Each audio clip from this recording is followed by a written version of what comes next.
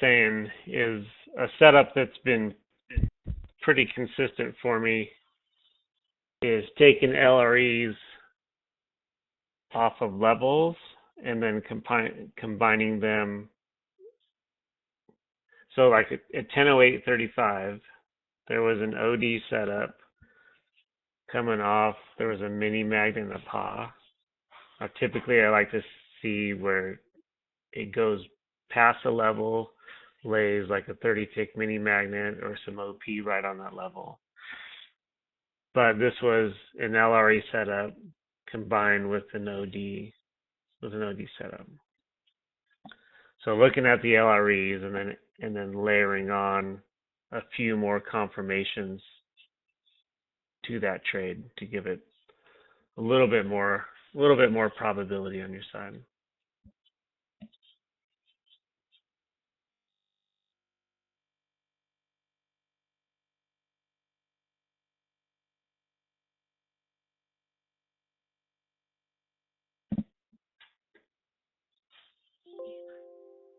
Timestamp was 10:08:35 on the 10 tick.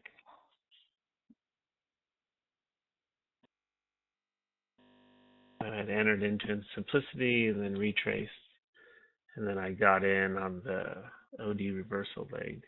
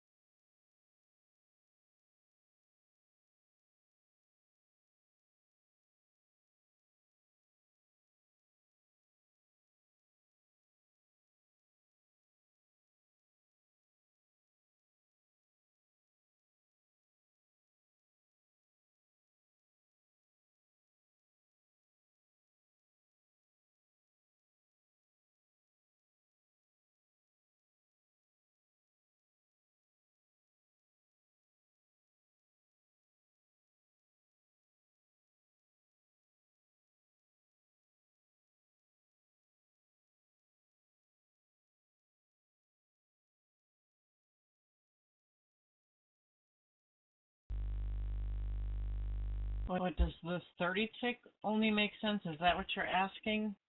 A 30 tick, or depending on what the bar size is for different markets, it could be different. But generally speaking, it's nice to have a bigger picture to see what's going on.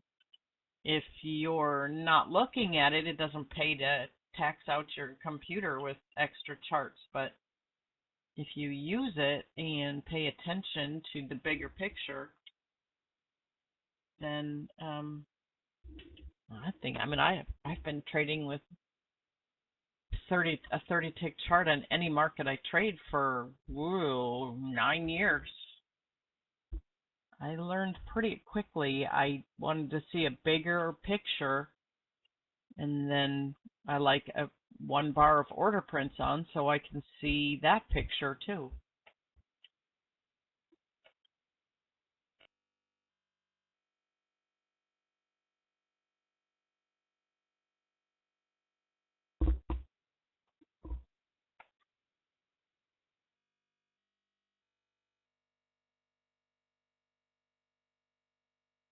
sure you save your workspace so you don't have it come up with the wrong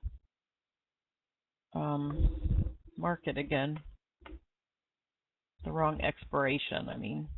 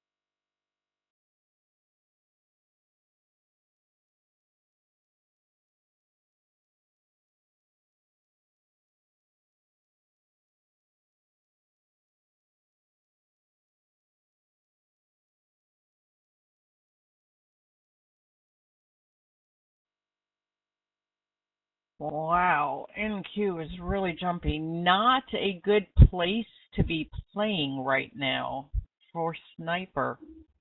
NQ is not behaving well. It's not playing well with others right now.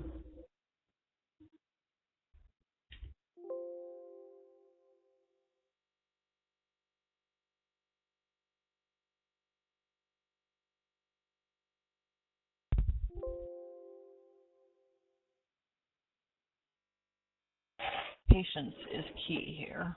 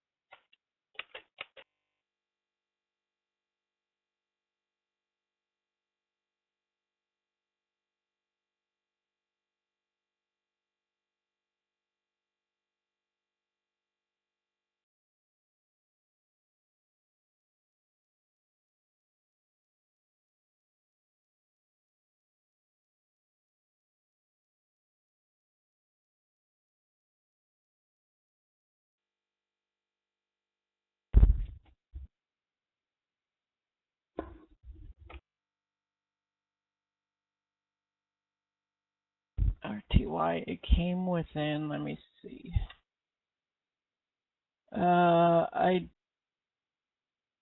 I don't have where it came. Oh, no, that's not close enough to have that rule in play. No. 2210 to 2215.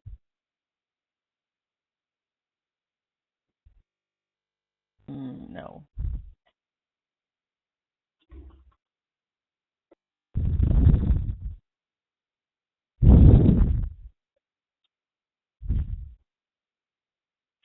Nope, it's got to be closer than that. But it has not hit settlement since open, so it is likely to get up there yet.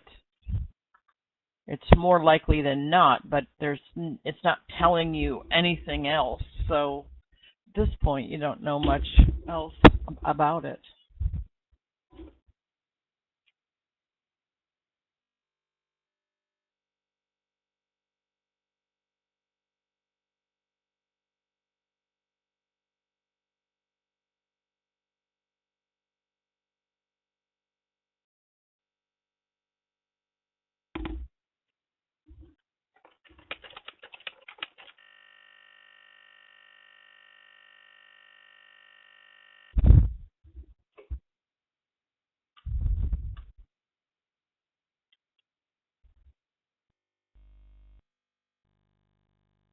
Wow, NQ sure is loving that wall there at 63.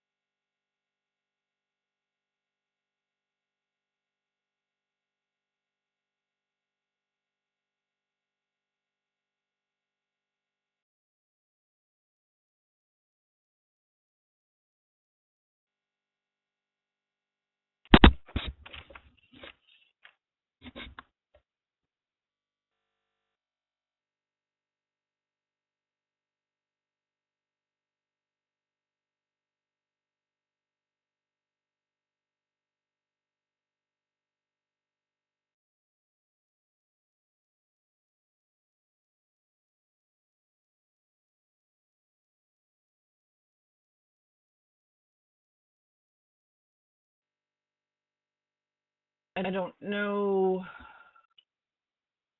Looking at your chart, Ruben, I don't know how the 30 tick helped you on that one. I mean, the fact that it had an Xbox or it was also laying a paw.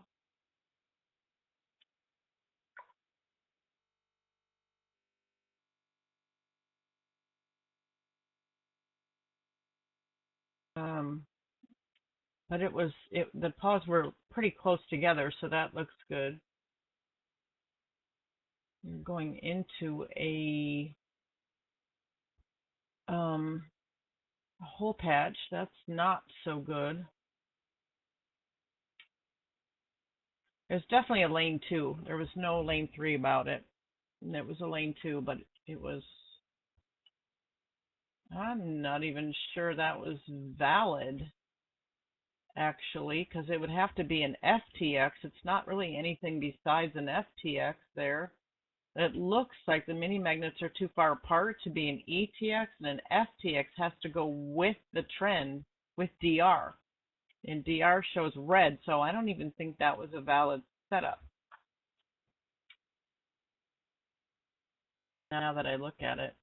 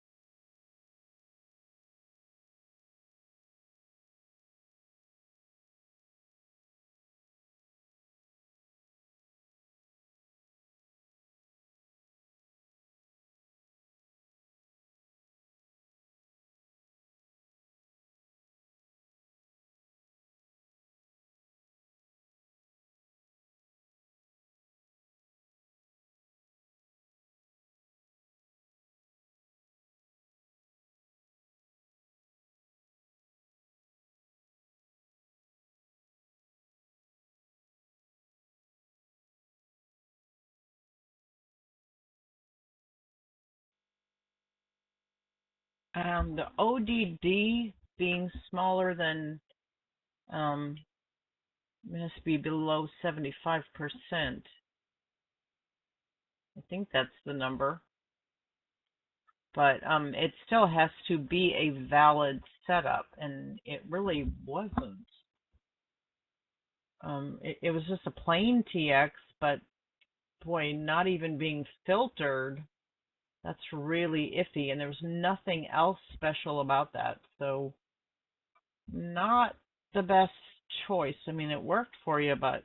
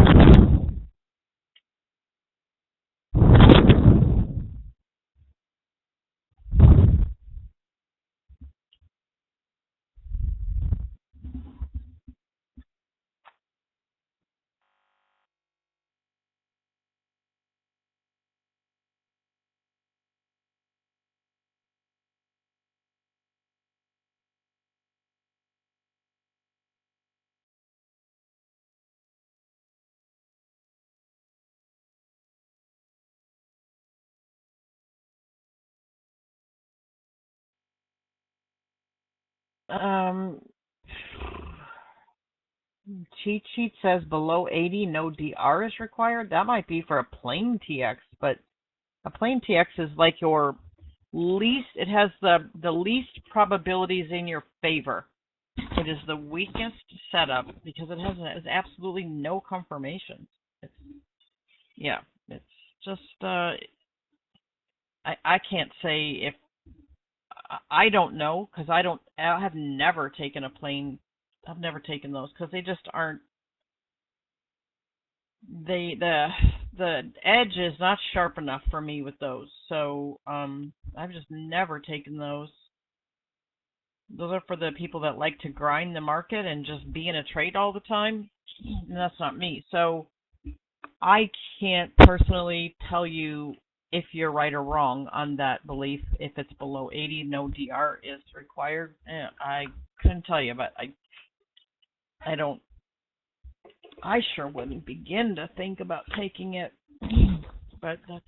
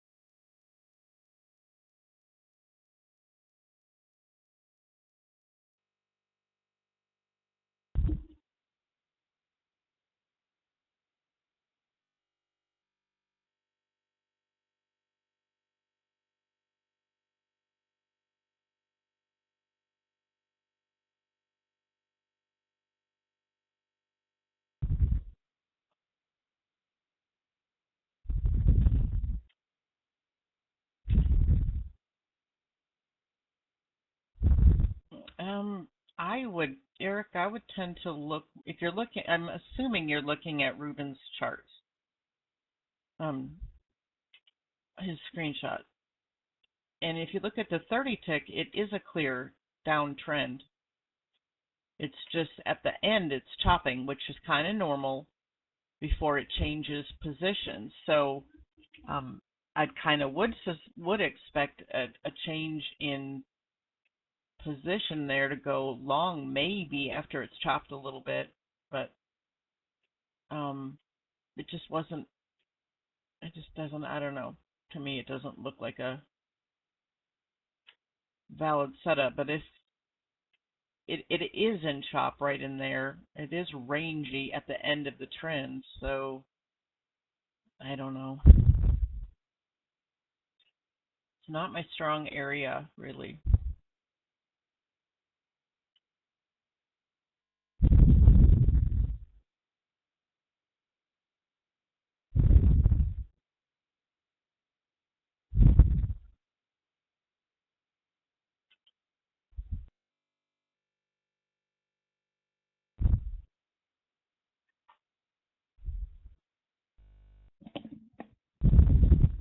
Lori, Leslie says to say hi to you. Oh, tell her hi. Ask her how her puppy's doing. Tell her I asked about it. I'll ask her. As she's leaving the room, she goes, "Make sure to be nice to Lori today." I go, "Why?" I said, "Why would you say that?" And she goes, "Well, because you're you." And then she walks out of the room. I love There. Oh, she is so awesome.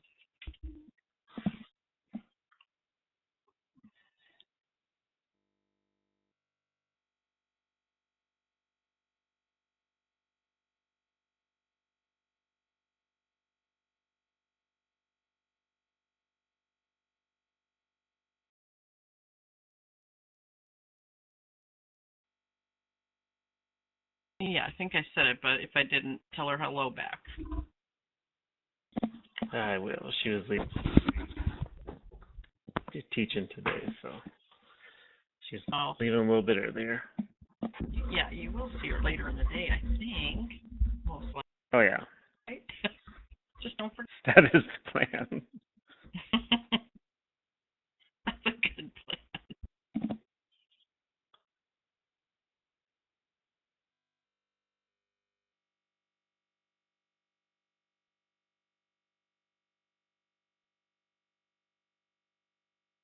How long have I been married?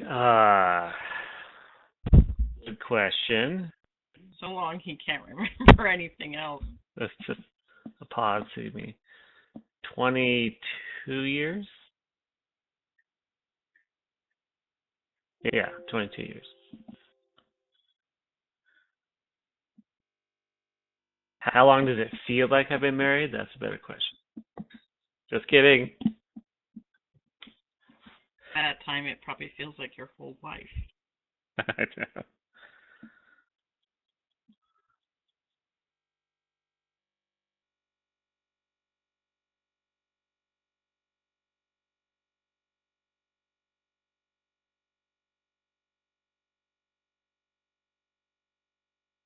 James, to answer your question, I don't remember if that's. I know on ES you want to look for like an HD trade. I like them when they're exaggerated, like you were saying, like 300+%, and then for really low percentages on the OD trades. But I don't think that makes them invalid if they're 80 and 20. Yeah, that's what I was gonna say. It's 325 is a suggestion, not a rule. The rule is, I thought it was 75 and 125, but I could be wrong. 80 if you. Yeah, those are the standard rules. Right. And then for any market, not just ES, but for any market, the greater it is, the better. And I mean that's for any market. I personally prefer if the HD is like, one is say like the OD number is like 300, then I want the next one to be like 6,000 or something for HD. I mean, I like an extra zero on the end. I want it really big. In fact, I really prefer where one is the numbers written out and the other one just has a like 10K or something. I want them really big. But the OD,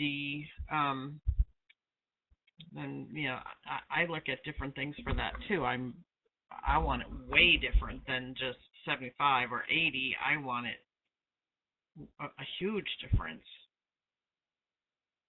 not just barely fitting the rules. But that's again me, that I want it to really hit you in the head saying this is going to be a great trade, not just because I'm looking for a trade and I want to find something that barely fits the rules. But it's okay. It's valid. I'm not saying there's anything wrong with it. I'm just pointing out that you don't have the edge is not as sharp when, if you're a grinder and you like to grind the market and you can handle losses and you'll just grind right through them and to get yourself up to where you need to be, okay, nothing wrong with that. But if you can't handle those losses and then you tend to revenge trade and you get a little upset and you don't trade well, you're not making good decisions, then yes, stay away from those kind. So it's totally up to you, the trader, what kind of trader you are.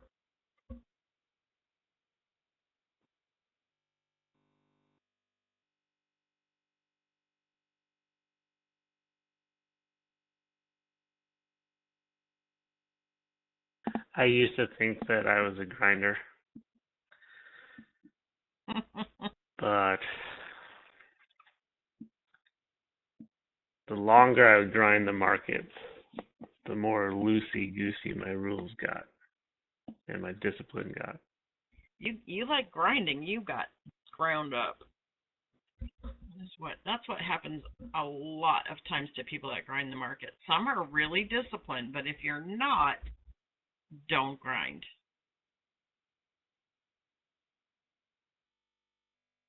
You're thinking, oh, I got to get that back. I got to get that back. Yeah, no, it's not for you.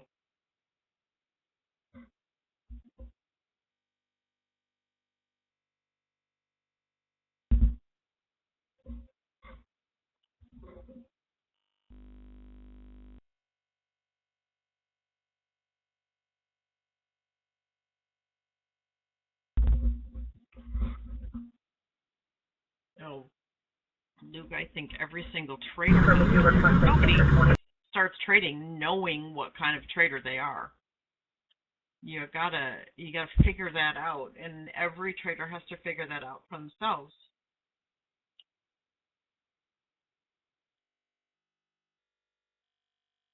No good or bad about each type. Is just over the years, from what I have experienced with helping traders, I have not seen very many traders that can grind the market and do well and not revenge trade and keep their head about them and not let that get to them and think, oh my gosh, I gotta make that up, or I'm gonna get you. You took me out. I'm gonna get you back. I'm gonna show you.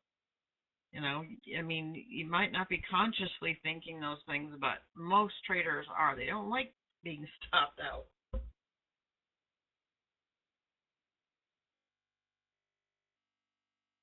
That's why I tend to gravitate toward teaching confirmations, and you want to have all the odds in your favor that you can get. You want the highest probability of a trade you can get.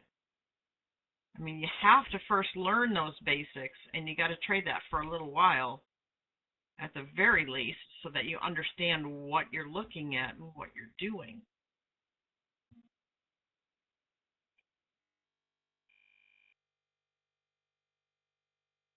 If you're honest with yourself, there is not a trader in this room that has not put on a revenge trade. Not one. Yeah. I've revenge traded a time or two. Yeah, I think I did. Yeah, just once. Yeah, right. The problem is when the revenge trading works, then it just Yeah, really. feeds into that bad habit. Well, it worked last time, so obviously next time it'll work.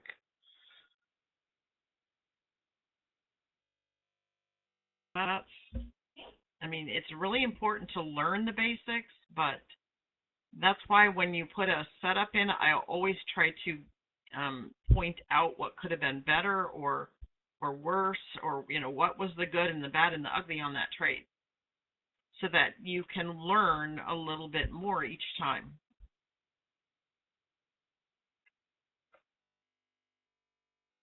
There's some newer people sending me charts. Not newer people, they're new to sending me charts, but they've been around a while, and they're discovering things that they never knew they were doing wrong for all this time. And all of a sudden they're figuring out, wow, no wonder I'm not moving forward. So yeah, it's, it really, really, if you want to get to be the most profitable trader consistently, the most consistently as you can, you need to put in charts. You need to post charts in here, to me, to your mentor group, whatever. Doesn't matter where, as long as you get solid feedback.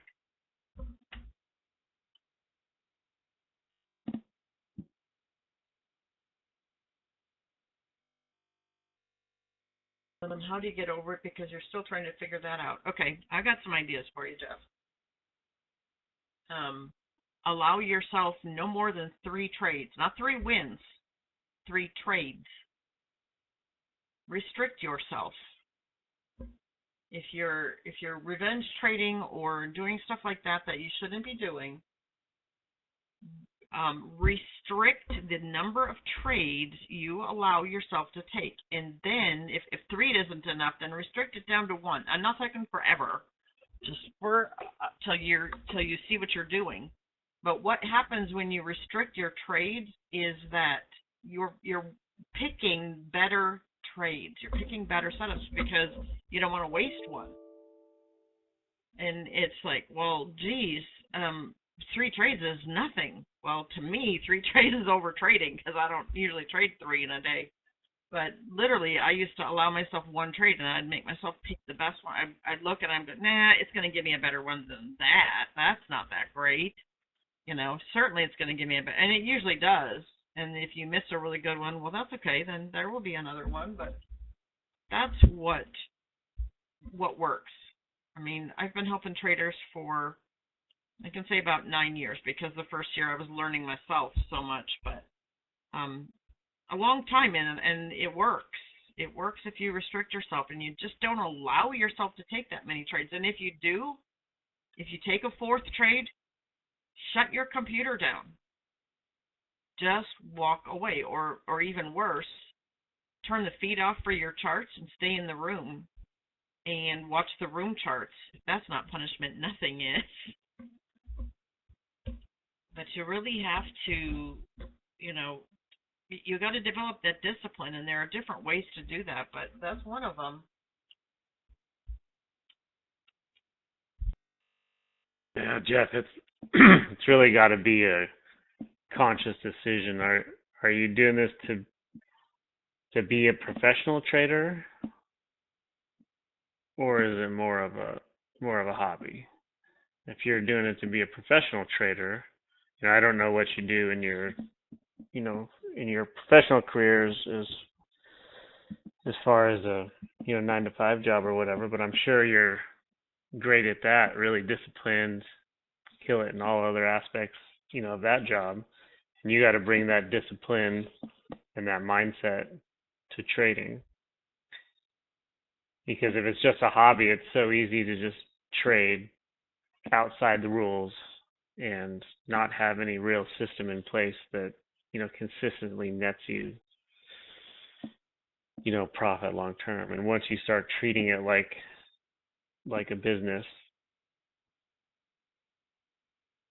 and you start taking it seriously, that's when you can really, turn the corner. And like what Lori was saying, limiting yourself to 3 trades, creating those habits to where you're not over trading. If you can limit yourself, even if they're, you're red multiple days or whatever, but if you're just limiting yourself, it gets easier to stop. Because once the habit is there, it's just that much easier to follow it rather than take that, just one more trade, just one more trade. And then because everyone can talk about their green days. Those are super easy to talk about, the one and done, But what defines you as a trader is how you handle those drawdowns. Yep. The day in, day out, every day, not just the, oh, I got that, and it's a, one and done, and it's great, and then you may or may not stop there, but then the next day you're down just as much, and you're not saying anything because you're embarrassed, and I'm not saying this is you. I'm just saying as a general, I've seen this, like, I can't even count how many times. And then, of course, you don't say anything there. So what you want to portray is, yeah, I'm good. I'm successful. I can do this. And so you talk about your great ones, and you don't talk about all the rest of them. And reality is, most traders have more poor ones than good ones. Consistently is the key, and that's going to keep you alive to trade another day. And that's what you want to get to. Don't set your goals for, I want to make $1,000 a day, I want to make $5,000 a day. Okay, well, that's your goal for long term, but you got to start small and be consistent. If you can't be consistent with small amounts, you're never going to be consistent with big amounts. I promise you that. I like what Brandy just said. You really, like when I started, I posted, and I've always challenged people, let's see if you can post more than I did, because I haven't seen anybody ever ask more questions and post more charts than I did. My job was coming to an end. It's just a natural thing that was coming to an end. I knew this, so I had to learn to trade as fast as I could.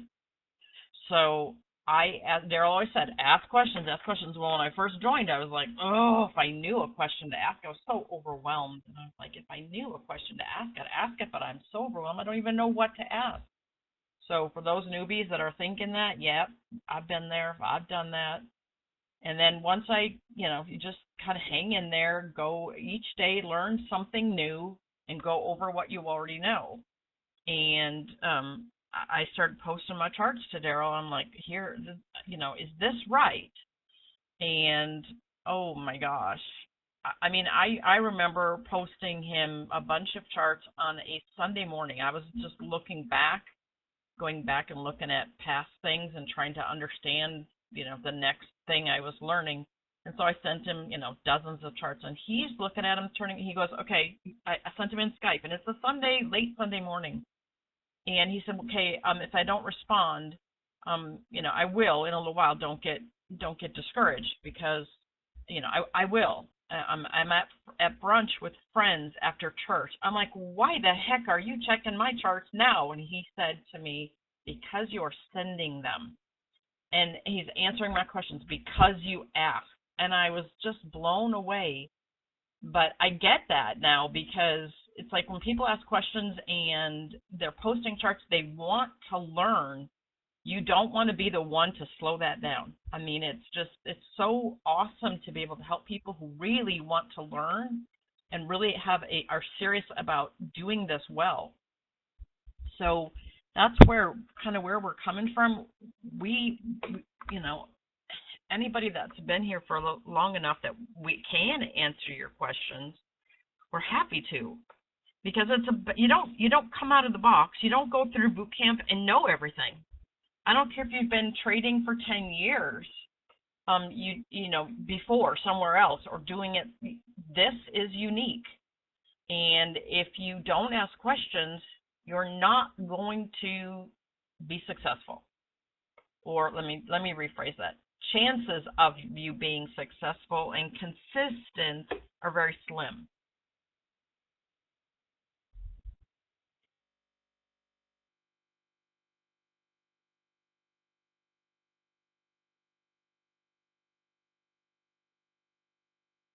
I've seen that a lot.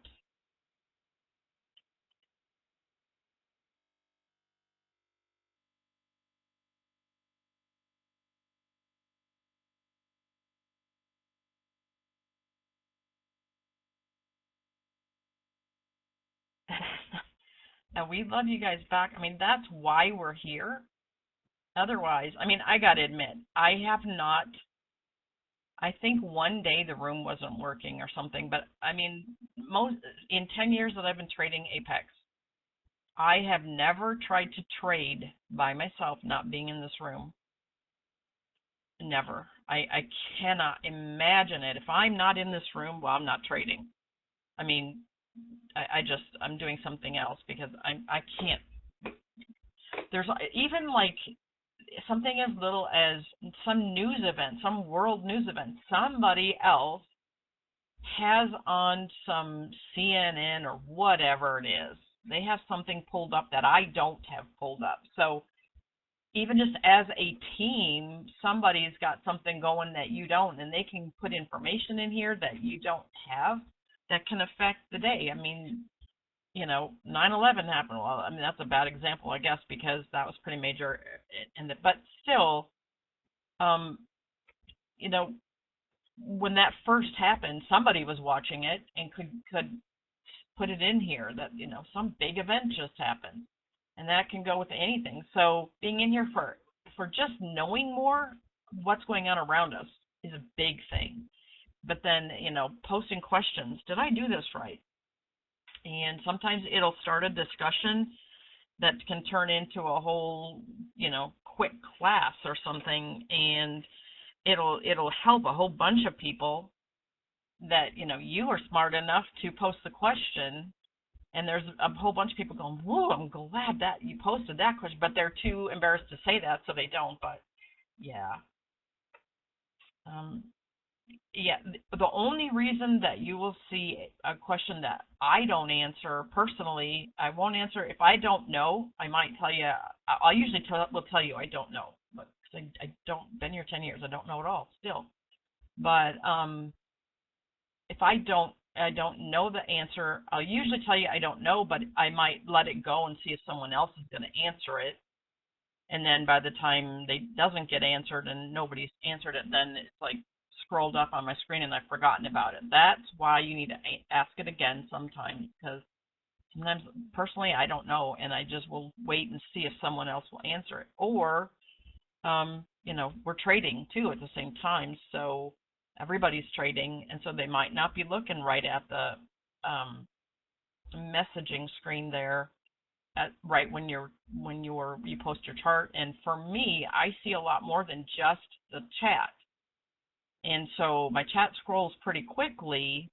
I see when anybody enters or exits the room and some other stuff. So it's like, and that's in that chat box, unfortunately. So that scrolls it faster. And if there's a lot of people coming and going, the chat gets really busy for me.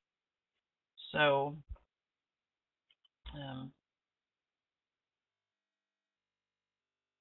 oh, yeah.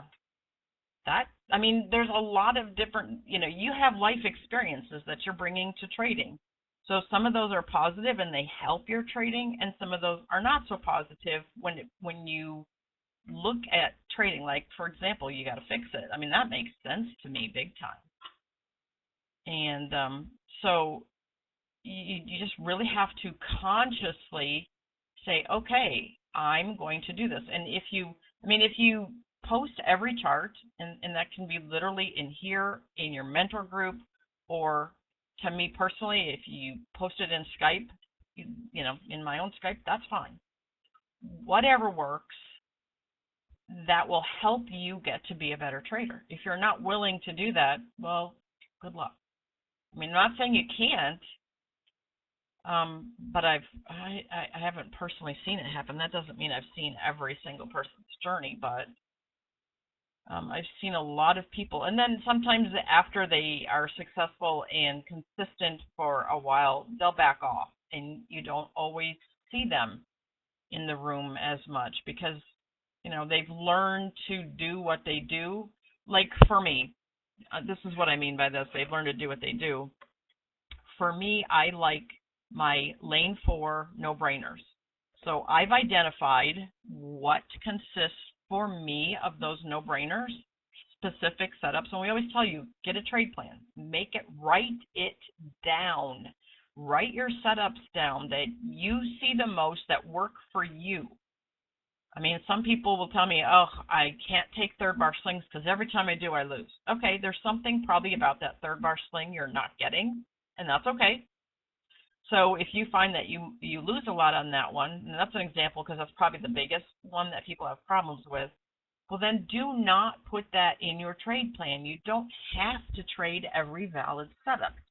Put it in your trade plan what works for you.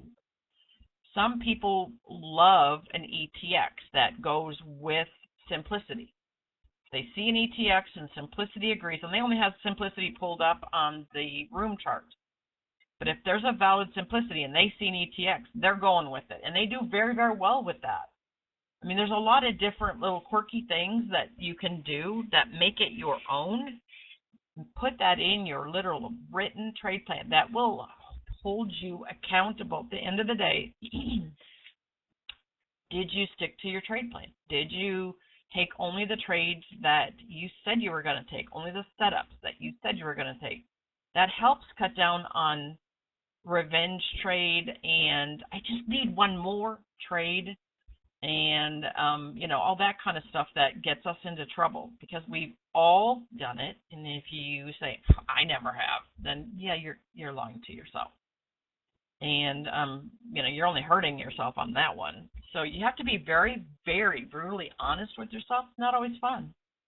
But you gotta, what do you want more? Do you want to just kind of not look at yourself in the mirror for real as a trader and ignore your faults? Or yes, journaling helps big time. Or I like that. I'd rather be trading. Or do you want to really strip back everything that you want to be and think some days you're really good? And I mean, if you have those some really good days, hold on to those because that's what we want to increase. And that's the whole thing. We want to get it so you're consistently having those good days. That's why we try to tell you all these stupid things that are really boring and nobody really wants to hear it again. But if people would do it, they would have so much more consistency. And instead of consistent losing, it would be consistent green days and good days. You're always going to have some red days, always. It's trading. We don't have, we like to joke about it, but we don't have the magic 8-ball that tells us what's going to happen that day. So all we can do is follow our charts, look at our indicators, and do the best we can do. But if you're going by, oh man, I got to get that back.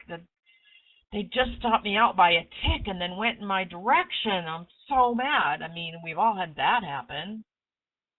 So you have to learn to control that. It's a conscious decision. You don't just let it run amok and say, oh, okay, well, no, next time I'll do that. I won't revenge next. This one time I got to get this. Yes, no, it has to be every single time in a conscious decision. Vegas, you've come a long way, man.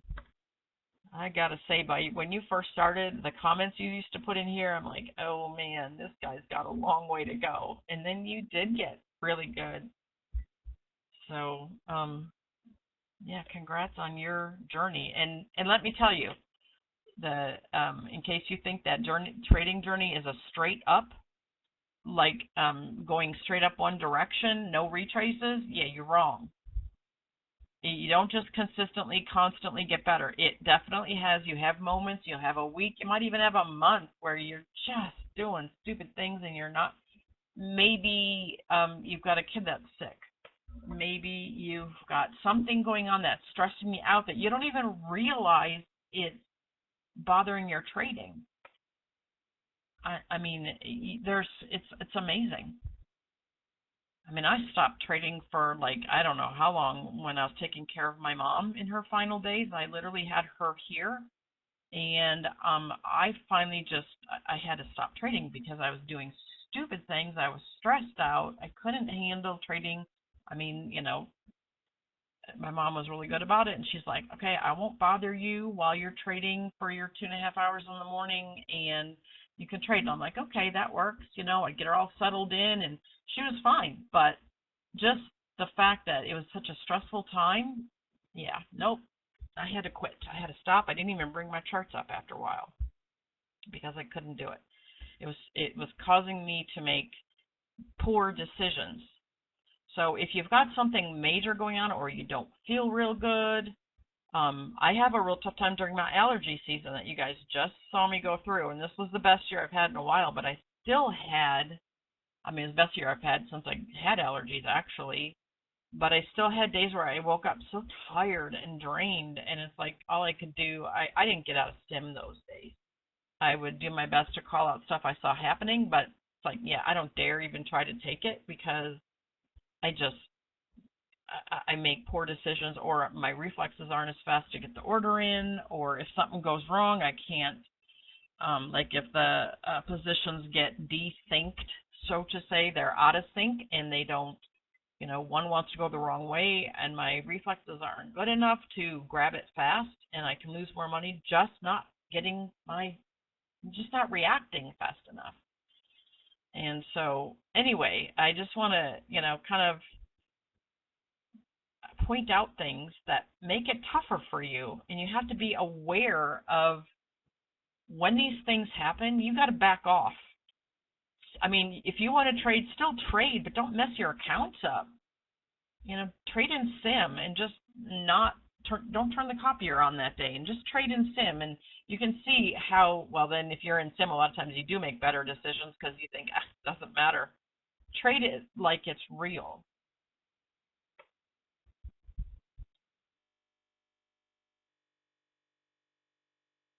Yeah, Jeff, that makes total sense.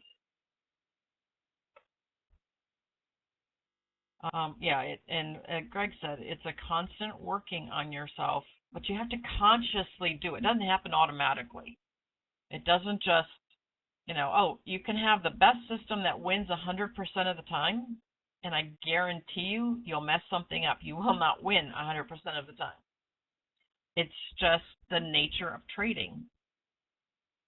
It's difficult. It's different than anything you've ever done in your life, um, no matter what you've done before, because you have to give yourself up to the market. You have to realize you're not the one in charge.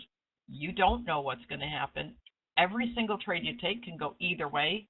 All you can do is put all the odds in your favor that you can. That's why I like the highly confirmed trades, because I want to get all those edges in my favor. And I mean, that's me. If you just want a couple edge, you just want, oh, I'm just going to go and trade and trade and trade and trade. As long as they're all valid, that's okay in grinding the market. But most people can't handle that. I have seen very few people that can actually handle that and trade it, because they get into a mentality where the market's ticking them off and they need to show it who's boss. Well, sorry, it's not you. It's never you. It will never be you. All you can do is, follow your charts, trade your setups, because your setup is sharpening your edge. That's all you can do. And how's that for a soapbox this morning? Wow. I don't know where that came from, but it's important. And I mean, I've had some traders tell me, you got to stop talking about that crap because it doesn't matter. It's not important. It's not real. Okay, then. Good luck. But I can tell you, Laura, that Ron and I doing that mentor program that we do, the people who have been consistent, who I've seen their screenshots from their payouts, and they're doing it, week after week, they're doing it month after month, mm-hmm. taking money out. Those are the people who they have a very defined trade plan and they trade their setups within their trade plan. They limit themselves to a number of trades. Most of the time it's 2 to 4 trades. That's typically what it is, and that's what I see across the board for people who are consistent and, taking money out and making money doing this. They limit their trades. They have a very specific trade plan. They have an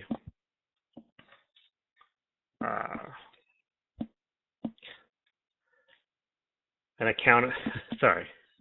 They have an accountability partner. They got someone and that could be your spouse, someone in the trading community, someone where you're just held accountable. And that your accountability partner has to hold you accountable. Yeah, it can't just if you're doing be, oh, look at this, look at this, look at this, and then, yeah, this is good, this is bad, this is good, but you have to talk about it and actually show the good, the bad, and the ugly, and hold yourself accountable. That is another key. That's why you always say post your charts. Yep, it's got to be someone who's going to call you out when you're being silly or stupid. Yeah, exactly. I mean, because if you don't have that feedback, if you don't have that, what were you thinking here? Because this is not right. I mean, you're just gonna, okay, what are the consequences to doing something stupid besides losing money? Oh, you can redo the account. So what? But honestly, your goal is to, if you've got your funding accounts, your evals and all that, your goal is to get a PA and take money out, right? So that's, for some people, it's a really long journey. For others, it's not so much. It depends on your discipline and how you hold yourself accountable. That's your big thing, how you define your trade plan. Because if you're just taking a bunch of things and, oh, look, it just passed that last peak, it's got some, it looks good, I'm going to take it. That's not going to get you consistency. That is what you've got to have in order to profit and draw money out. And people do draw money out every week. And people, they get so discouraged and so frustrated with, I tell them, okay, go back to square one, start again, make your trade plan out. You can take, limit your trades to 1, 2, or 3 trades. If you're, just limit them. And not 3 good trades, but 3 trades, period. And they're like, I'll never get there. And it's like, yeah, think about it. Imagine if when you started, now I'm not talking about you brand newbies here, but imagine if when you started you did this. Think about where you'd be now. So think of now, today, here and now is your fresh new start. If you're not consistent already, today is the beginning of your new trading career, okay? You're going to, first of all, limit your trades so you're not trading willy-nilly and what you think and what you feel and half of an old system that you learned 2 years ago and half of the sniper system that so you're doing something really crazy. Okay, that won't work. It will never work. So create your trade plan. If you need help with it, reach out.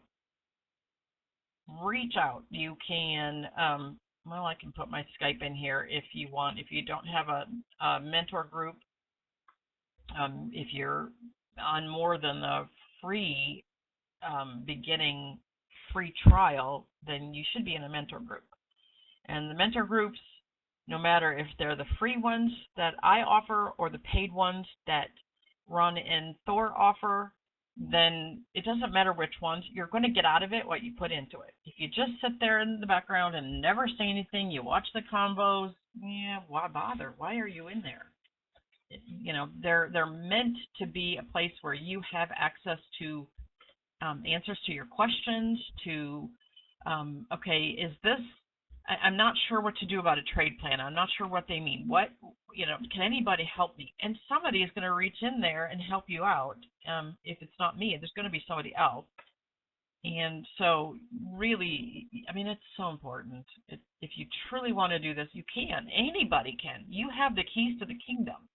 just a matter of, are you going to put the key in the lock and turn the lock and open the door? Because a lot of people just keep banging on the door, waiting for somebody else to open the door for them. It's not going to work. You got to do the work. But anyway, yeah.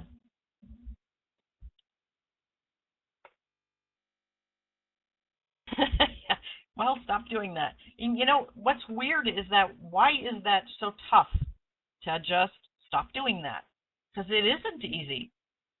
It really is not. It's almost like people play video games and then they come and try to trade, and you got to get out of that video game mentality. If you want to just keep doing stuff, go play your video game. But when you want to get serious about trading, well, then, think like a trader. And you got to use discipline. You have to do this stuff consciously. It doesn't just come to you, and you don't just automatically do this stuff. Okay, if you're not in a mentor group, go on under back to the sniper base boot camp, and go down to the very end, and it'll say what's next, and click on that and follow the directions. And it has my Skype address in there, and you have to Skype me or you won't ever get put in a room, because I have to have your Skype. It's a Skype room. Well, let's check that out. What were you going to say, Thor? I'll say this last thing before I got to go, because it's 8:30 for me. Jeff, one thing I would do is this is what I do, and it's help give some perspective to what you're trying to accomplish. So I have a calendar, and I've talked about this before, but at the end of every day, if I end red, I mark on the calendar. I color in the day as red. And if it's a break even or no trade day, it's yellow. And then if it's a green day, I mark it green. And so I can glance at that, and there are red days on that calendar. But there are also way more green days than there are red days.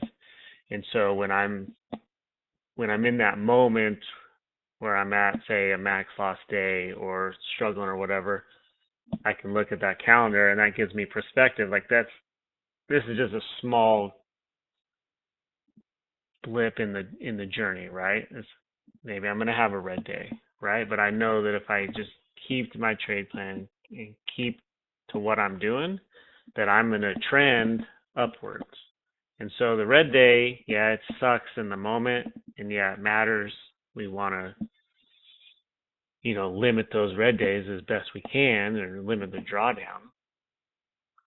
But also having that calendar gives me perspective that if I keep doing what I'm doing, I keep trending in the right way. And so it helps lessen or soften the blow from those red days. Because in the moment, right, when you're at a big drawdown, you start going through all there's just one more trade, or if I add one more contract, I can make it up in a trade. Like all those bad decisions that I've never made. Yeah, you've never made them personally. I've made a few of them, right? Too many times, I like to admit. Just a few, yeah, or just a few. I will tell you, I have made, the reason that I'm still here after 10 years is I have made every mistake you can possibly make. But I was paying attention from the get-go, and I did not bury any of them. I was, like I said, I was always posting charts to Daryl and to John, and, there was no hiding. I would not allow myself to do that because I had to be the best trader I could be and make some money fast. And so, yeah, and I held myself accountable from the get-go. So it didn't take me too long before I started profiting consistently. All right, Lori, with that, I do have to get out of here. Appreciate you letting me be in here, and I hope you guys have a great day. Okay, we will see you tomorrow. Don't let anybody put heavy shoes on you working with that cement. Yeah, we want you back here tomorrow. I no longer have to pour the concrete, so that's good. Yay. 300 foundations over the years, I'm finally out of it. So, all right, I'll see you guys tomorrow. You can stand there in direct traffic, huh? That's good. Much better. That's right. Pointing and yeah. All right, see you guys tomorrow. Thanks, Thor. Ruben, we cannot look at your chart because it says it wants a password. So I don't know what you did to lock it down, but it's locked down. We cannot see it. So you need to undo that. I'm gonna look, Kylie. You track personal wins versus losses and end up about 75 or 80%. Is that a valid part of the trade? It's part, yes. It's not just the win percentage because, like, you know, that when he was saying he colors his calendar or a calendar specifically for that, if you do that, you actually can at a glance see if there's a pattern. Some people tend to get sloppy on Fridays, for example, but they don't realize it. They're already ready for the weekend. They've had a stressful week. They're filled up to the ears with stress from the week, from their day job, and or just, you know, something else, whatever that is. And they notice if you have it colored at a glance, you can see, you know what? I don't do well on Fridays, for example. And so then, you know, okay, stay in sim on Fridays. I would highly recommend being in here to learn anything that might be, you know, so you can learn new things, because you need to always be absorbing new things. I mean, I still am. And that will never stop. Never, ever. And so always, if that bothers you and you can't not trade and be in here, then get the heck out of Dodge. But you know, you need to, that can, not always will that happen. Maybe Wednesdays you've got a meeting and you got to leave early and you find yourself rushed to take trades. I know that's happened to people before, and they do horrible on Wednesdays because of that. So if you have just a day where you, I mean, a calendar where you color your days, that really makes it can make a difference. And it'll show you at a glance. Okay, you know, I mean, you know you've had a bad week if you've had a bad week, but this will show you at a glance if there's a pattern. Maybe there is something where you have something going on like once a month, that you've got some big thing that happens once a month at work or something. And, you know, so you notice around that time you trade poorly. So that's the kind of stuff that it really helps to, you know, you can see if there are patterns. You may not have any, but it does help to see patterns, and people have really realized stuff like that. I love that one. I forgot that. I mean, I used to do that. I admit I don't anymore, but I did it for years.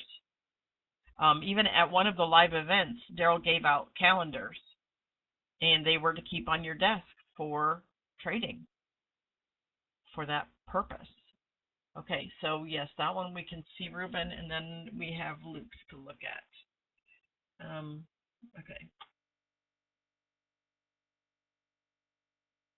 Yeah, it's, I mean, you know, you can try to do it alone all day long, but it's just, your chances of that happening, and people say, oh, I can't be in the ER, it's too distracting. Well, what I would recommend, if you're in here and you find that distracting, then minimize it so you don't see the chat, because you might find yourself constantly looking at the chat if you find it distracting.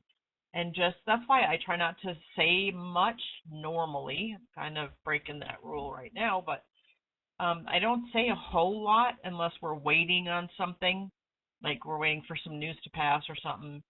I try to keep it quiet so people can focus and not have a lot of jabber going on And sometimes it's just too quiet, but that happens when there's just like nothing to say, but somebody else might be seeing something. Maybe they're trading simplicity and I'm not watching it. Maybe they're trading ES and they're waiting for that setup to just be perfect and I'm not looking at ES, so I don't know that.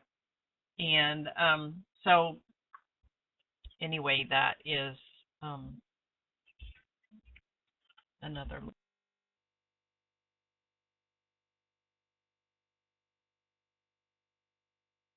Okay. What you also can do on your calendars is, color them, but then like in a highlighter and write underneath it. If you broke a rule on a red day or something, just outline it in red and write the rules you broke or write it on there or something. But yeah, 2 calendars would work too. Okay, so you just signed up for more evals and applied for a mentor group, but you didn't Skype me. You will not get into a mentor group. Never. It won't happen. You can wait for years if you don't give me your Skype. It has that in the instructions. So, and it gives my Skype in the instructions because I can't put you in a mentor group. It's all through Skype. I can't put you in a mentor group if I don't have your Skype. So, yeah, and I don't. And if we already have your Skype, then you need to find it and just Skype me. If you've been in a mentor group before and you've gotten taken out because of lack of participation, I do remove people after a while.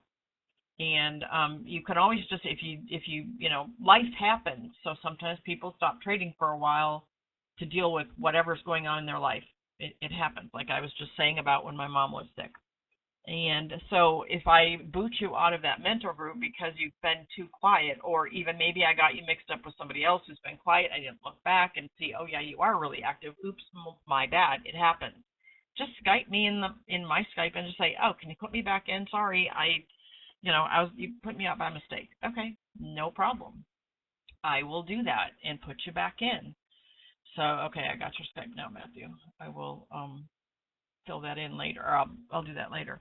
But it definitely, yeah, a lot of people don't see that. It does say you can Skype me or something. It's not quite as strong of a you have to Skype me before you will get put in, and some people don't realize that it's not said quite that strong. I mean, yeah. Anyway, so there's that. So if you've ever applied for a mentor group and you never got put in, it's not because the waiting list is too long. I really put everybody in, but it's because you didn't Skype me. So, okay, and I'm going to be clearing out that beginning Skype group. I generally put most beginners in one Skype group so that they can, there's a lot of people that can help in there and with the basic questions. So that's why it's kind of a bigger group, and then from there you can graduate into more advanced groups. Okay, so yeah, you got to fill out the boot camp questionnaire, and then also if you've been in one before and got removed, just say, hey, put me back in, please, and I will be happy to. I'm looking at what chart? The ES chart. Who just posted the ES chart? Ruben, I think. Kyle, it's in the boot camp under what's next when you sign up for it. And if you've already signed up, then when you didn't Skype me, then go back in there and it'll have that in there. It should have it in there. If not, then I'll let you know.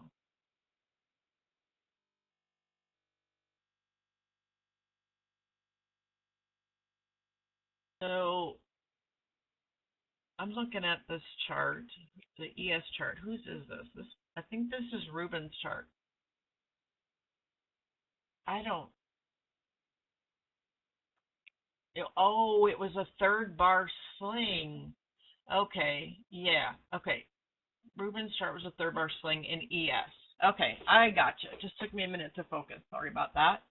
Okay, so there's a whole lot wrong with this, and it's I don't believe it's taught in the original If you look at that third bar sling, go up to the reversal bar, which is the bar with the little paw on it that's going through. It's almost meeting those two little diagnostic magnets. Good grief, dynamic magnets. Okay, so go up to that reversal bar and then go left. You run right into another peak, right? You run right into some more bars. That means you're not at a higher high. Don't take that third bar sling. Real easy filter for third bar slings. Look left. Go to the reversal bar before your third bar sling. Then go to the top of that reversal bar, look left, and you've got price action. Your bars are right there. To go short, you need to be at a higher high and then go down, because the third bar sling indicates a stronger reversal. So, and the third bar sling is not the reversal bar. It's like where they already backed up to go take out stops and then they're going. But if it's not at a higher high to go short like that, you don't want it. Just leave it alone. Say, yep, nope, not gonna pull me in on that one. So that's what that's all about. Okay, so now we've got, I know there's another Luke, put one in there. Okay, so I'm going to pull Luke's up.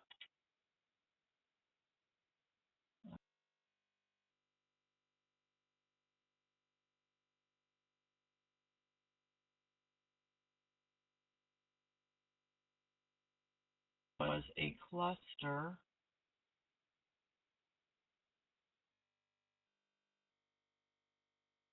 You did at least get your scalp. And then the runner, you were high. Yeah, that's good. That's beautiful ETX there. I mean, those mini magnets are one on top of another. You had your CTX with the ETX. I love those. Just love those. Good job on that. And you protected your runner, so you got basically 2 scalps out of it. Love it. Love it. You managed it well. You took a very good, strong setup. Love that. And you managed it very well, even going through that blue line. All I can think of is dynamic magnet, but it's the other one. So, yeah, you did. Very good. Nice one.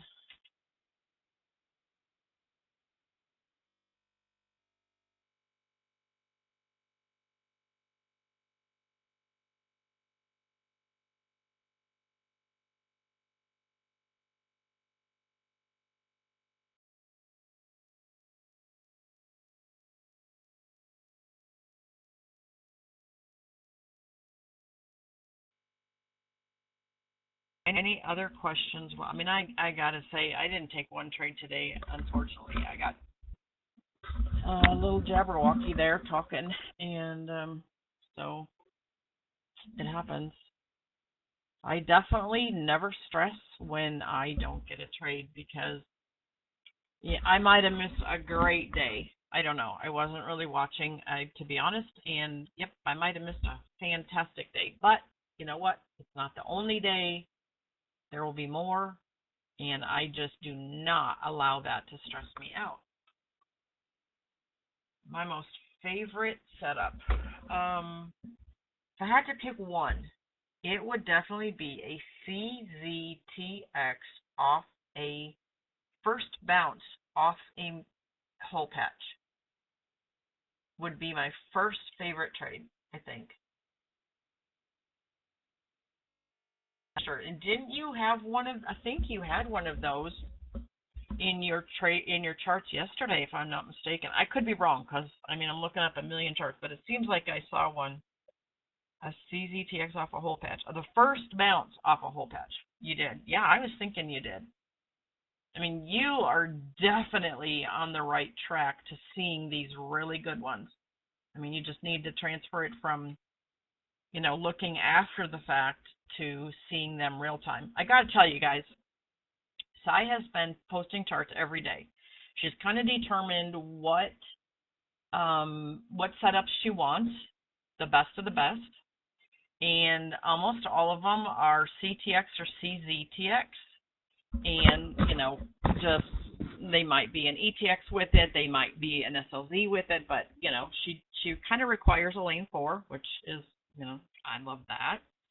And she said she's not seeing at first. She's not seeing them real time. These are looking at charts after the fact.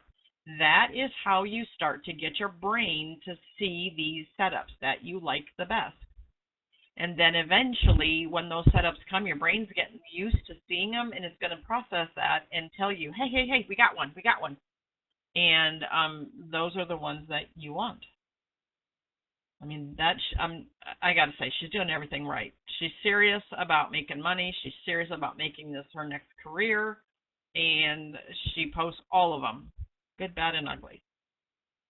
So, good job.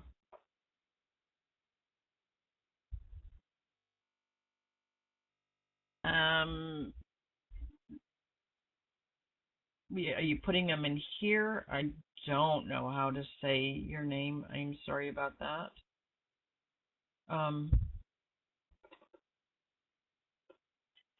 Yeah, if you can start to see them on just a screenshot, you just kind of page back, and if you use literally your page up button on your computer, it'll go one page back, and you can look at that whole page, and you can see what you see. If you see something, screenshot it and point it out, and what was good, what was bad. That's the way you start with these lane 4 trades, is learn what makes them good, because sometimes they can set up perfect, but it's like, oh gosh, I wouldn't take that in a million years, even though it is a perfect setup, because there's something else just screaming at you. Sometimes not. Sometimes they work, sometimes they don't. Because it's trading, we are never ever going to get 100%. But if we can cut down those losses as much as possible, that's certainly going to make that head game that we face as traders a little easier. Okay, yeah, just post them away and I will grab them. Okay. A while longer today, that's fine. I don't have to be, I had stuff I had to do yesterday, but I'm good today. So I can take a look. Pulling up Chad's right now. And what's nice about the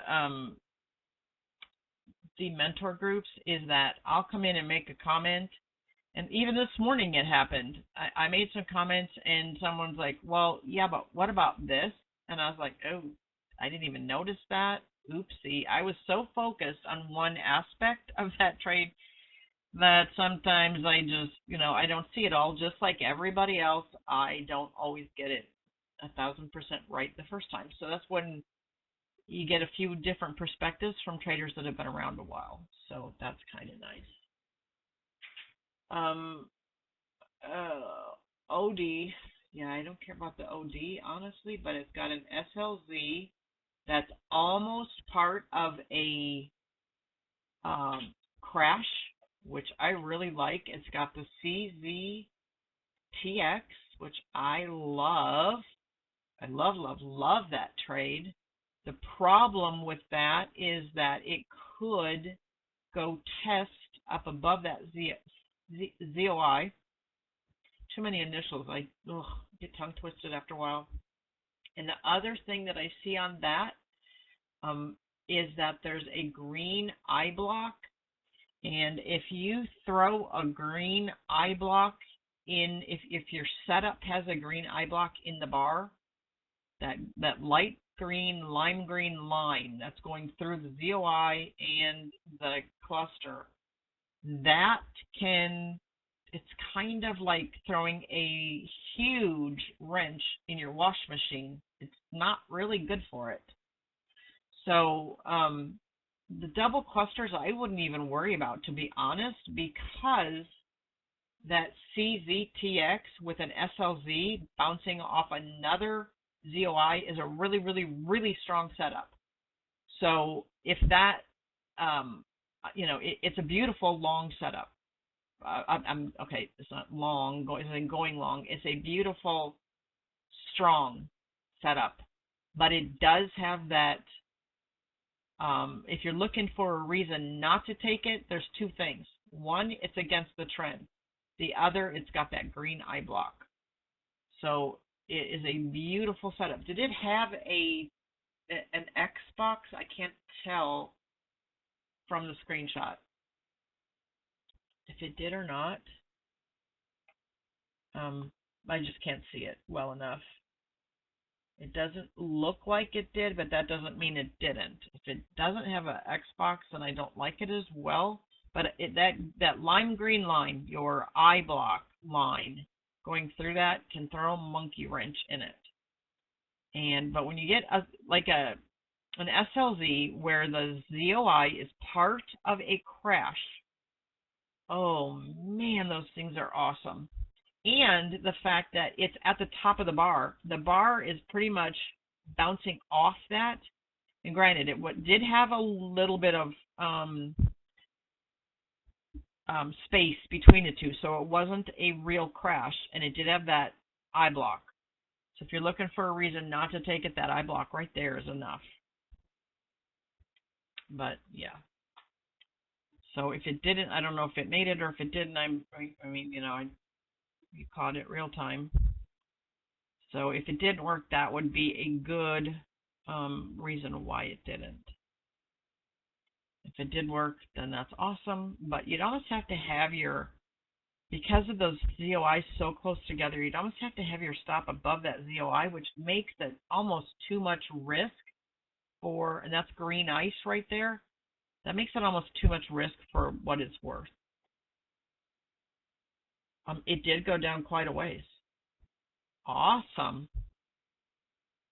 I mean, that's a little bit iffy because of the eye block and because those two ZOIs are close together, but they are not touching.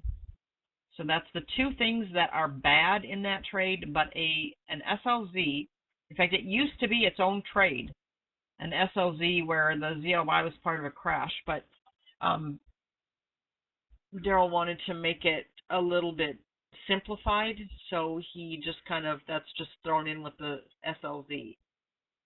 But that was always one of my favorite trades, and now we know that if the cluster is there on the ZOI and the TX at the same time, that is like a brick wall you're pushing off from. Except that one stupid little eye block, that can be like a drill drilling through the concrete to try to break up your wall. So it can throw a monkey wrench in. Just know that. Because eye block and clusters. Actually, when you have a CZ TX with an SLZ, and if it is part of a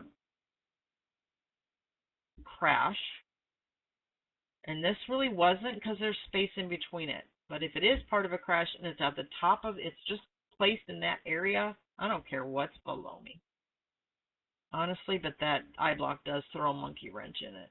I don't even care about all the rest of the stuff. If it's that strong of a setup, that is super duper strong. And if for some reason that didn't work, I'd be reversing that one and taking it long. Because that eye block probably messed it up if it would have gone long, but that's a beautiful setup. The only thing is that eye block. Is if I have an eye block like that, I generally don't take those. So isn't that, thank you for posting that, and everybody else, isn't that awesome to learn all those different little things that a lot of you just didn't know? And if it's going over your head thinking, gosh, this is too much, it's just too much information. I can't deal with this. That's okay. Don't deal with it then. You'll learn it eventually. Just pick up what you can and ignore the rest. Okay, so I'm looking at, Naya. That's why I was going to call you Naya, wasn't I? Okay, looking at Naya's charts. Let's see what we got here. Butcher your name. Forget the brick wall. That and the drill analogy. It's got to be a cement drill though, not just any old drill. I don't. Oh, okay. So you love your new name? Okay, well, good, because I can pronounce that. And I apologize if I do mess up somebody's name. Tell me. I make every effort to get your name right. It's your name and it should be correct. Um, okay, so I don't see at all what you're doing here. I'm guessing you're doing simplicity. I don't know what you're doing here. You've lost me, Naya. I don't know what your setups are.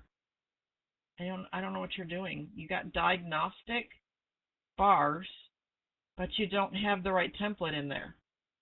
So you've got me totally lost. You've got looks like the template for simplicity. Okay, I can't comment on them if I don't have the setups. If you're doing simplicity, that's okay. Then I need you to take, when you do a trade, I need you to take the simplicity, a picture of the simplicity chart that's in the room. And because I can't see what your entries are, so I can't make any comments. To me, it looks like you just took trades and didn't have any entry. You just took stuff willy nilly, and I'm hoping that's not the case, but I can't tell. So I can't. If you're doing simplicity, that's fine, but simplicity doesn't use those bars. So I'm clueless.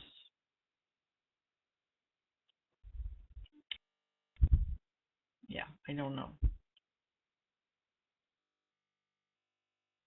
You were using this. Okay, let me give you a tip there. If you're using the simplicity chart from the room, then use the same bars on your chart that simplicity has, which is the 30-second.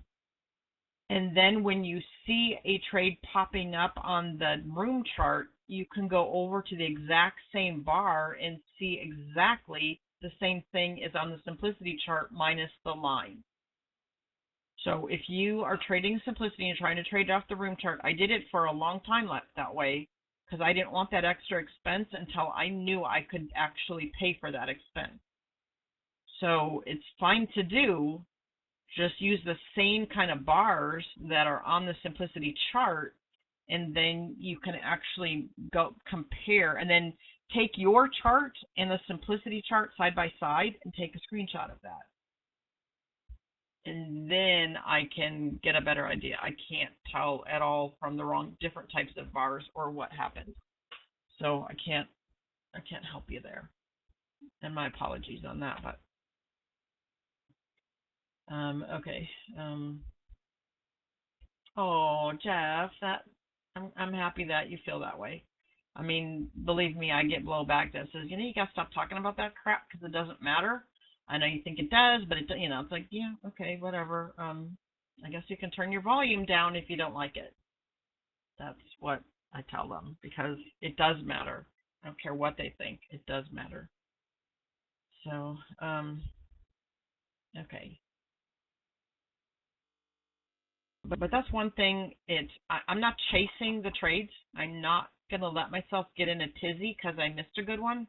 I mean, yeah, for a split second, if I see one and I just missed it by a couple seconds, I might get a little miffed for a minute. But over the years, I've learned, yeah, it doesn't pay to get mad and be, chasing that one. Can I get in somewhere else? Nah, I'm not bothering. So it is what it is. Okay, so Kat, I got yours. Naya, I got yours. Okay, Ruben, I'm getting yours.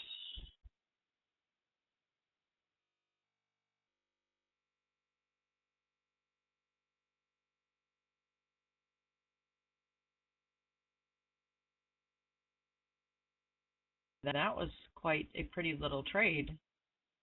Setup is a pretty setup. Obviously it didn't work, so, but it was the thing that I don't like about that one. Let's see, whose do I have now? I have Naya's, I think, right? Yes, is that what yours? I thought I had a different one. track of, I've got so much on this.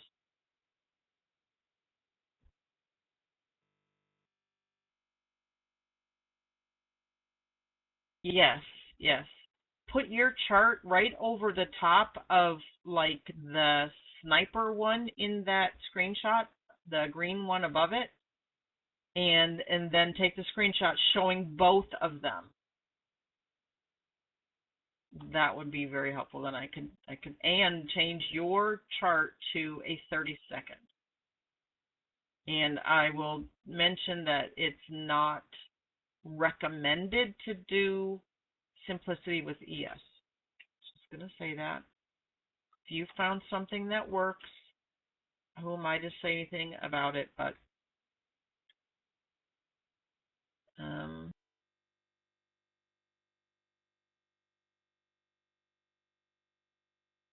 see the sub-detectors that I've seen in the training videos.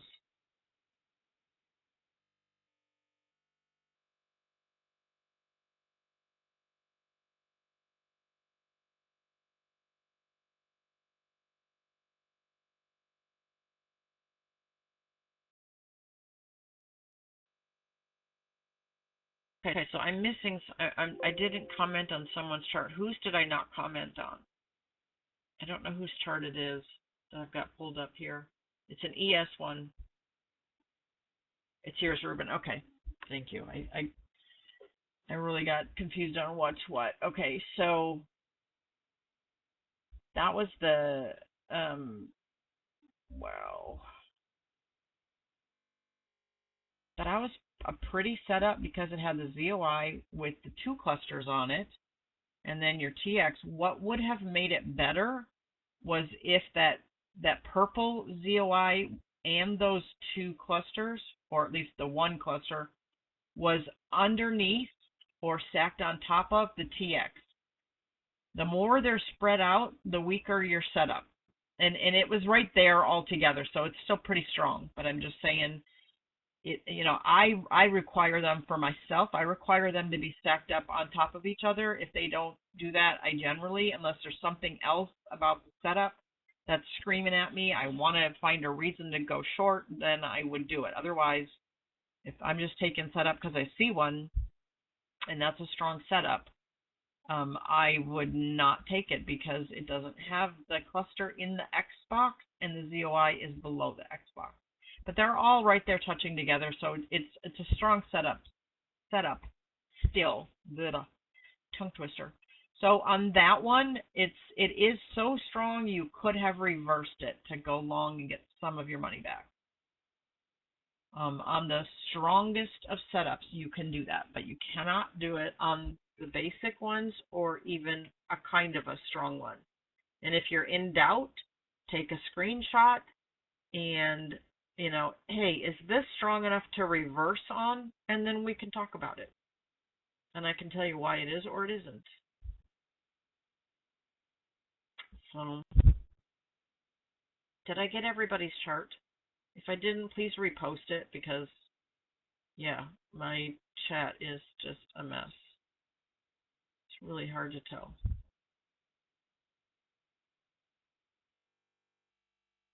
How to reverse the trade. Your entry is where your stop is.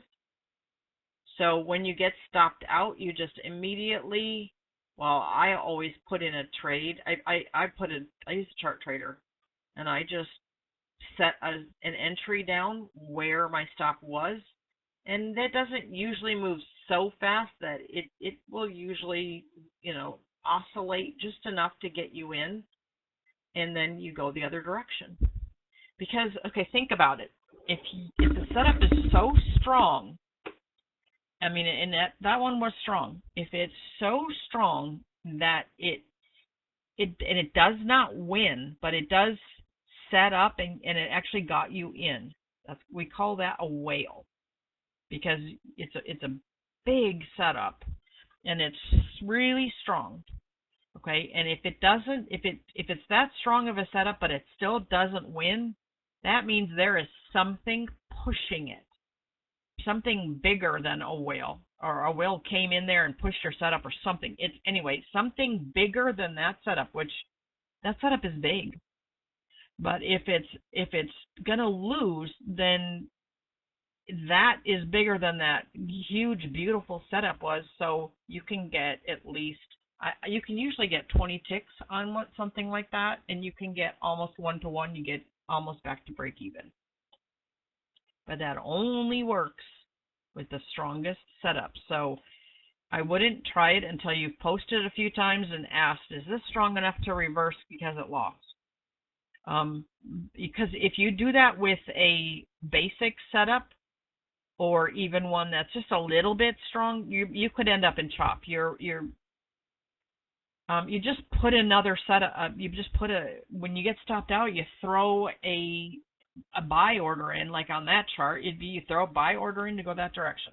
That's all it is. Just put another order in, and you go the other direction, the opposite direction. That setup was for a short. It got stopped out right where it gets stopped out. If your stop's in the right place, right where it got stopped out, set an order to go long.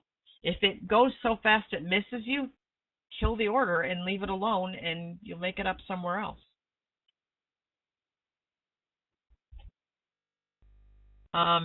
Generally speaking, that does happen, Jeff. It does happen to when you reverse them. Sometimes it reverses again and goes the other direction, but very seldom. I don't use the reverse button because that is just too much slippage. I don't like it. That's a reverse market, and I don't like those for doing sniper. Market is for simplicity, not for sniper. So if your setup is not strong enough, yep, you're going to get burned reversing it. I mean, I can almost promise that, because if it's just a setup that's not that strong, I mean, a plain CTX, for example, a TX with a cluster, or an ETX that has a CTX with it, that's not strong enough to reverse. So you definitely have to have, it's got to be lane 4, it's got to be really, really strong, or you'll get torn to shreds every time, almost every time.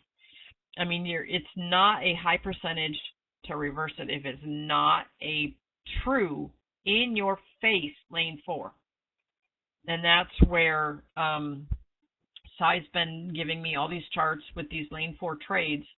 And if some of them don't work, I mean, almost any of them that she's picking out could be reversed, and she would have gotten almost or completely to break even at least. Because on a reversal, you can almost always go for 20 ticks, but never, ever assume it's going to go that far. Always, when you get close to it, at least lock in some profit, because it could go 19 and turn around. You know, you don't want to do that. But so anyway, yeah.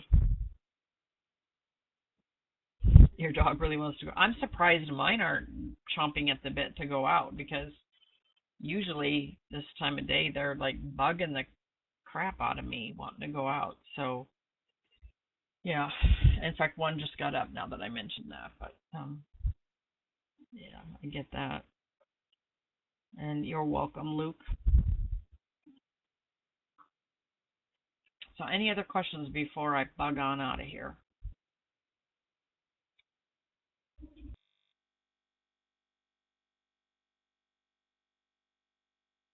Doesn't look like it. Okay, so if I miss anybody's charts, I apologize. I hope you repost them, and good job on posting those. But you will almost, my goal is, if you're brave enough to post a chart, because it is intimidating. I understand that. Been there, done that. So if you're brave enough to post a chart, which nobody's going to rip into you, if they do, I will throw them out. That's not allowed in here. Because this is a learning environment, and we really want you to learn. We have everybody in here from brand new day one to old floor traders. And so, you know, it's a learning environment. We all want to, we want you all to get good at this. So if you were brave enough to post a chart, good job. Awesome. Hats off to you, and yay for you. But I always try to make it so when you post a chart, you learn something. Now, not that it always happens, because sometimes it's just, yep, I don't see anything. Okay, it was it was a basic trade. There's nothing I have to say to it. So there's times when I don't have anything to say, but I'll always tell you if it was a valid trade, if I can see it's valid, and then if somebody sees that it wasn't and I made a mistake, okay, yeah, I need that sometimes with those basic trades because I've never ever traded the basic ones. So sometimes I get those wrong, but not very often. But if anything's going to go wrong, that's going to be one. And sometimes I'll miss something and somebody else will chime in and say, hey, what about this? This was in there. You didn't even mention it. Ooh, yep, oopsie. I was so focused on one part that I didn't see another. Yep, that happened this morning. Twice, actually. So, yeah, there's that. We are not perfect traders. We are humans trying to learn to trade. So, yeah. All we can do is try to improve. Okay, with that, I'm going to head on out, and we'll see you guys in the morning. Have a great rest of your trading day.